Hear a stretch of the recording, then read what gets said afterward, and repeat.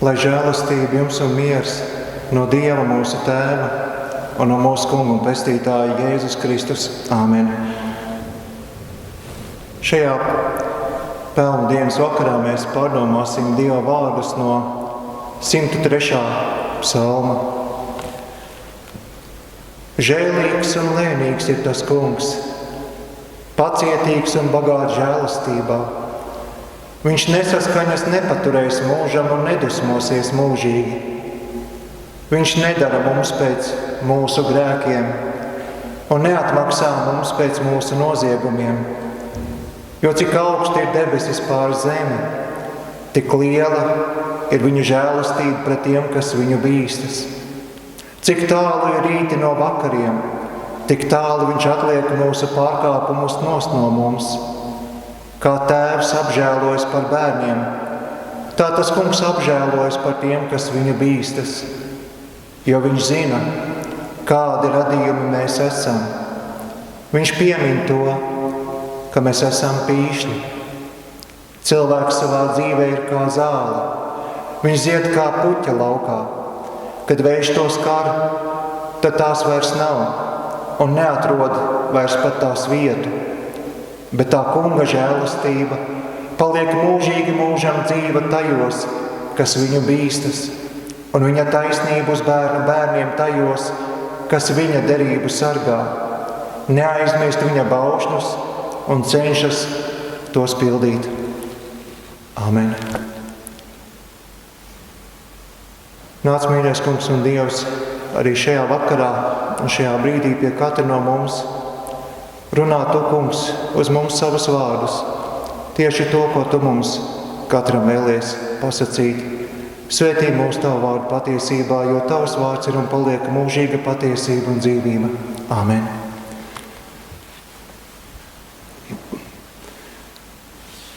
Šī ir pelnu trešdiena. Tā tiek arī saukta par lielo lūdzamo dienu, grēku nožēlas un grēku sūdzēšanas dienu. Šī diena ieved mūs tādā kā pieklusinātā laikā, lai šodien mēs zemu iesākuši lieldienās varētu augstu pabeigt. Protams, nav jau tā, ka Kristus augšām ceļas tikai lieldienu svētkos. Viņš ir augšām cēlies, patiesi augšām cēlies jau tagad. Bet no seniem laikiem kristīgā ceļa gājēji ir sapratuši, lai šādu Kristus augšām celšanās brīnumu satvērtu un pieminētu, ir nepieciešams sagatavošanās laiks. Lai tas brīnums, kas varbūt draudzes ikdienā bieži vien tiek pieminēts, iekristu mūsu sirdīs vēl dziļāk.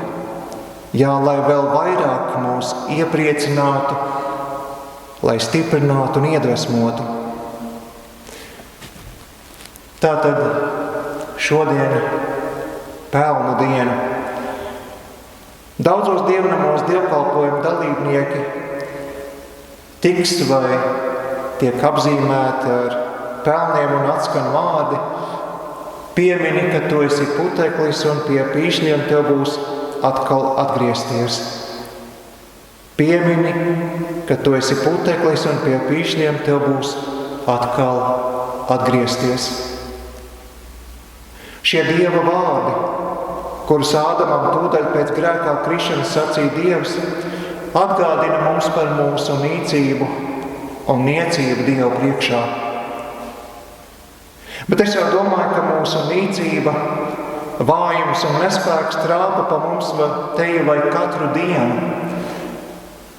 Patiesībā man jau nevajag taisīt sev pelnus uz galvas un atgādināt, ka es esmu mirstīgs. To jau es tāpat zinu.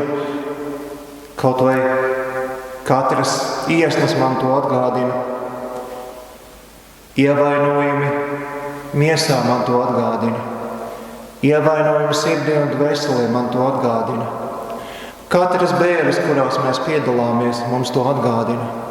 Un kādreiz mūsu niecīgums un mirstīgums tā zvana ausīs, ka tu tiešām nezini, kur aizbēgt. Tu gribi aizspiest ausis ciet, bet vājums, niecīgums un mirstīgums zvana no iekšpuses. Vājums, nespēks, grēks, mirstīgums, nāve, pazušana. Šādi vārdi daudziem cilvēkiem ikdienā ir daudz par smagu, lai par tiem domātu.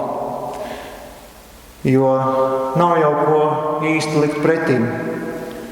Tikai varbūt mēģināt kaut kā sadzīvot, bet arī jau īsti nesanāk.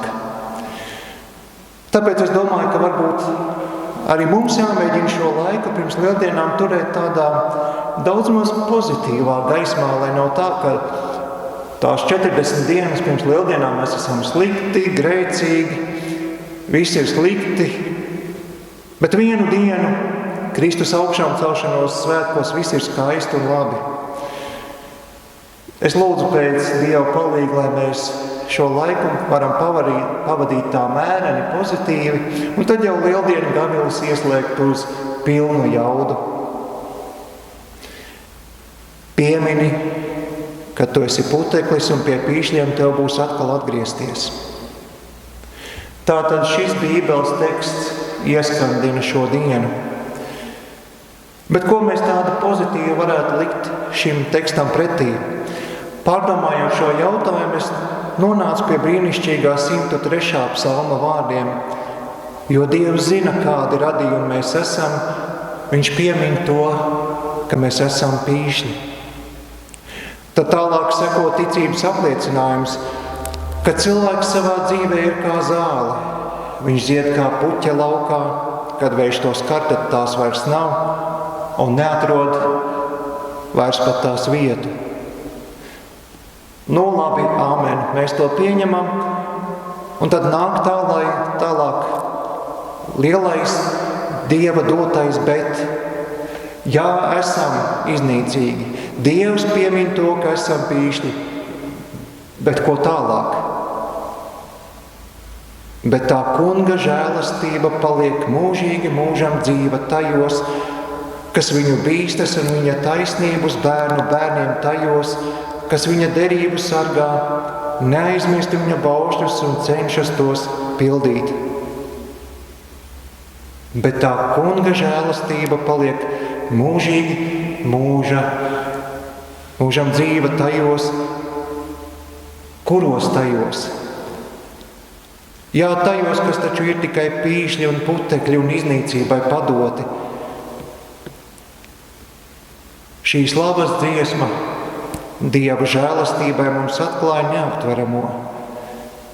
Pīšļi manto dzīvību, un nevis šādu tādu dzīvību, bet mūžīgo dzīvību, Dieva paša dzīvību.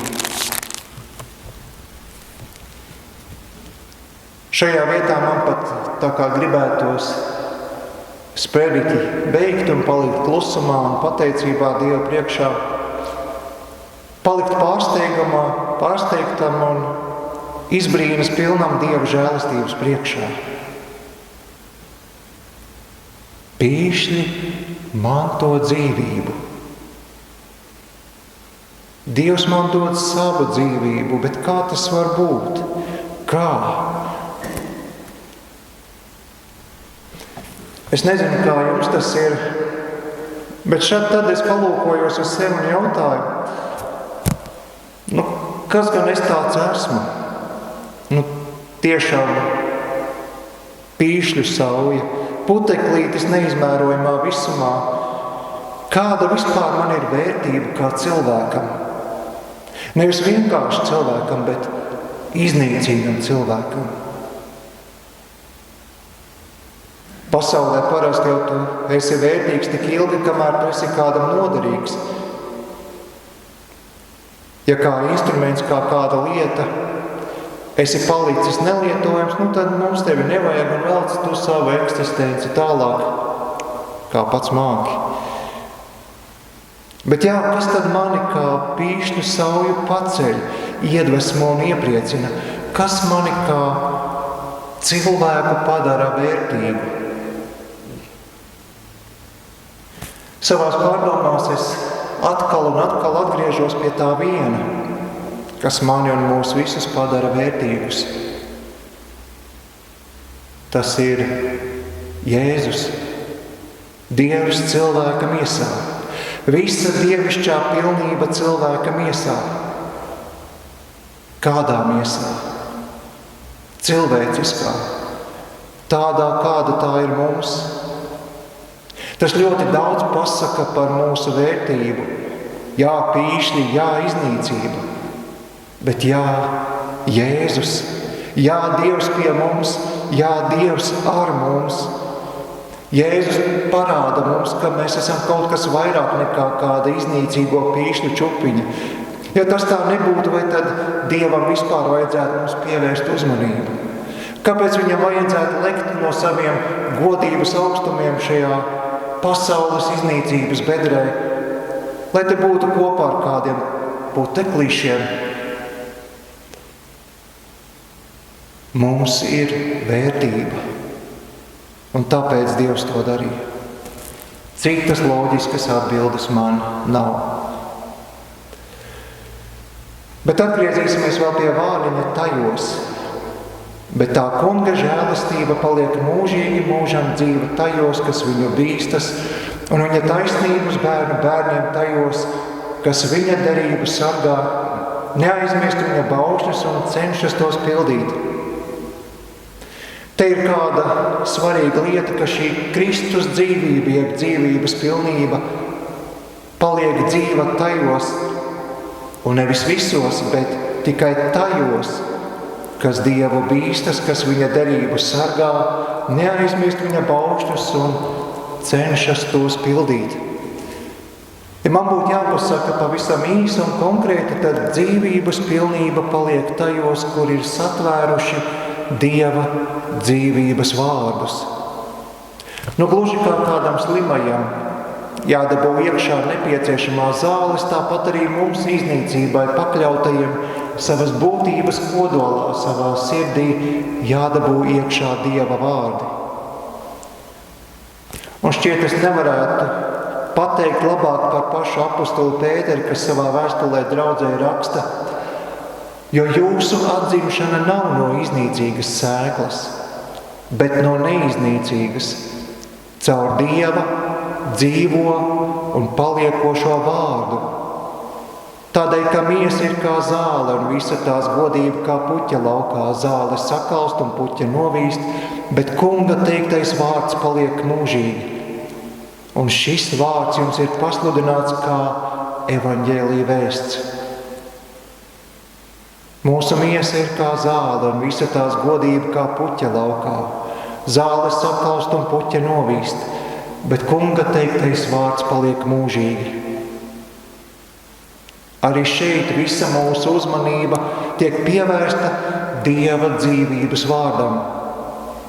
Ja mūsu miesa grēkam pakļautā kā zāle sakaltīs un kā puķa novītīs, bet kas paliks pāri? Ja Dievs ir teicis savas dzīvības vārdus, tad tie mums jāielaiž dziļi sirdī, jāsatver tie, jāturas pie tiem. Un tie, kā bija sacīts psalma vārdos, ir jāsargā kā vislielāko dārgumu. Jo kur ir Dieva dzīvības vārds, tur ir arī viņš pats un viņa dzīvība. Dzīvība, kas uzvar, dzīvība, kas iedvesmo, dzīvība, kas paceļ pāri pīšļiem, dzīvība, kas dziedina jau tagad, dzīvība, kas ir cerības pilna jau tagad. Bet šis dzīvības vārds jau nav tikai kaut kāda informācija. Šeit mums nav jāpaliek tikai pie informācijas, bet sacīšu drusciņ skaidrstāk. Mums jāpaliek pie transformācijas.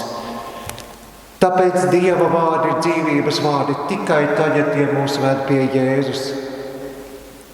Ja tie neved, tad tā ir tikai informācija un bezjēdzīga gaisa tricināšana, kurai nav vērtības. Līdz ar to dzīvības vārda īstā garša ir Jēzus. Jā, tāpat kā pavāra grāmata nedod ēdienu, bet pamāca, kā to iegūt, tāpat arī Dieva dzīvības vārdiem mums ir jāpieved pie Jēzus. Tāpēc nav jautājums, vai tu dzīvē esi piedzīvojis Jēzu, bet gan notic un uzticies, ka Jēzus ir tevi uzņēmis savā dzīvē un dzīvībā. Ne jau es vājais un iznīcīgais uzņem un pieņemu Jēzu, bet mēs tiekam Jēzus uzņemti, pieņemti, glābti un mīlēti. Un ja viņš to dara, tad viņš to arī izdara. Tātad Dievs zina, kādi radījumi mēs esam. Viņš piemin to, ka mēs esam pīšļi. Ar dziļu pateicību un godbijību mēs šodien pārdomājam, ko nozīmē tas, ka Dievs piemin to, ka esam pīšļi un iznīcībai padoti. Viņš mūs ir uzlūkojis. Viņš ir ieraudzījis, ienācis pasaules vēsturē, tapis cilvēks un savā miesā uzvarējis to iznīcību, kas mūs uzvar. Kristus ir uzvarējis. Viņš dod mums savu dzīvību. Un mums, kas pie šī apsolījuma turamies un to sargājam, mums ir viņa dzīvība. Mums ir Jēzus, ar kuru dzīvojam tagad un dzīvosim mūžīgi. Āmen.